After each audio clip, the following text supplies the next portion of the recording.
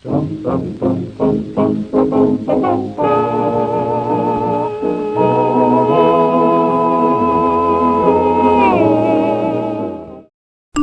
kamusta na? Baka naman pwede mo akong ihanap ng trabaho dyan, no? Hoy, Aris, gumagawa po ka. Hiring ba sa inyo? Kuya Aris, pasa ko resume ko dyan, ha? Baka naman pwede mo ipasok dyan. Malilipatan ba ako dyan? Guys, ano kasi, hindi ganun kadali maghanap ng trabaho dito. Ayaw mo na ako.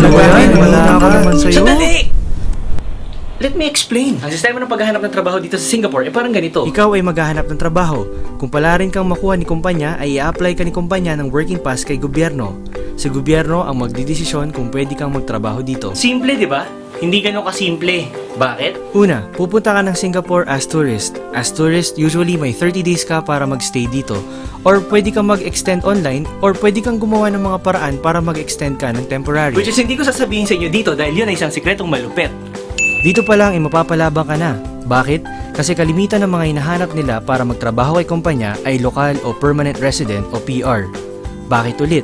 Dahil pinapriority ni gobyerno na mas marami ang lokal at PR kay kumpanya. Ang taray, di ba? Meron sila ng tinatawag na quota system. Kung hindi ako nagkakamali ay 4:1 ang ratio ng mga manggagawa kay kumpanya na kung saan ay 75% doon ay lokal o PR at pwede lang itong tumanggap ng foreigners na hanggang 25% ng kabuuang bilang ni kumpanya. At pag sinabi mong foreigners ay hindi lang ito tumutukoy sa ating mga Pilipino. Iba't ibang lahi kayo nagkukompetensya sa 25% na yun. Kaya yun, good luck te. Ngayon, kung nahanap mo na si kumpanya na tatanggap sa pagkatao mo ng buong puso, ay huwag ka muna masyadong chumilax dahil hindi pa ito ang final round. Remember, inaantay ka pa ni ni gobyerno na magdidesisyon kung makukuha mo ang matamis na oo, pwede ka na magtrabaho at tumambay sa Lucky Plaza para mag-remit ng pera tuwing linggo, working pass. So paano nga po ma-approve ang pass? Simple lang. Hindi ko alam. Maniwala kayo o sa maniwala kayo, pero walang basihan or hindi ko lang talaga alam ang qualification nila ng pagbibigay ng working pass. Siguro, trip-trip lang nung nagtatrabaho kay gobyerno kung sino ibabagsak niya at kung sino ipapasa.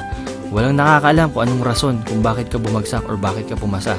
Pero ang pinaka-basic ruling dito ay dapat tapos ka ng isang 4-year course degree na may papakita sa kanila.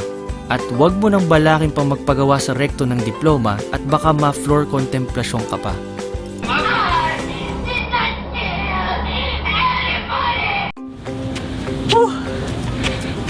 Ano, hindi pa ba kayo pagod?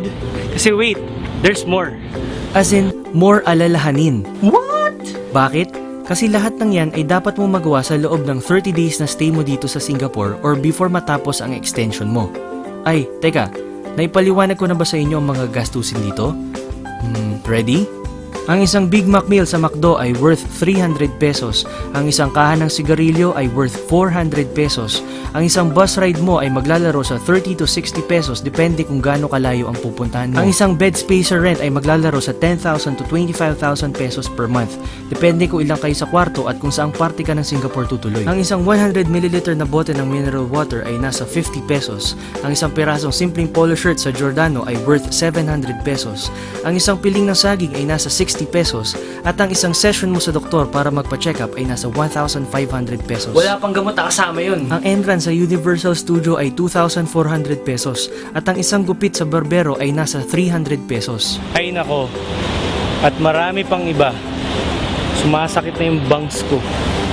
Pero don't get me wrong, hindi naman sa dinidiscourage ko kayo. Sa akin lang, kung gusto mo talaga maghanap ng trabaho sa ibang bansa, ihanda mo ng sarili mo para makipagsapalaran sa hamon ng buhay. Tanungin mo ang iyong sarili ng mga sumusunod. Meron ba akong sapat na budget para sa aking mga allowance at gastusin? Meron ba akong matutuluyan o matitirahan habang ako'y naghahanap ng trabaho? Meron ba akong plan B kung sakaling hindi ako makahanap ng trabaho? At kung oo ang sagot mo sa mga tanong na yan, kita-kita na lang tayo sa Jollibee Lucky Plaza. I love you Sabado, pati na rin Linggo. Hintay ka lang Jollibee, nandyan ako. Ala sa Pilipino at home sa Jollibee. Aris! Oh, pasa mo naman resume ko dyan. Ready ka na ba? Hindi ko masyadong sure, pero malay mo naman, di ba? Tinamaan ka naman pala ng lintik eh. Ayoko na. Pagod na ako mag-explain.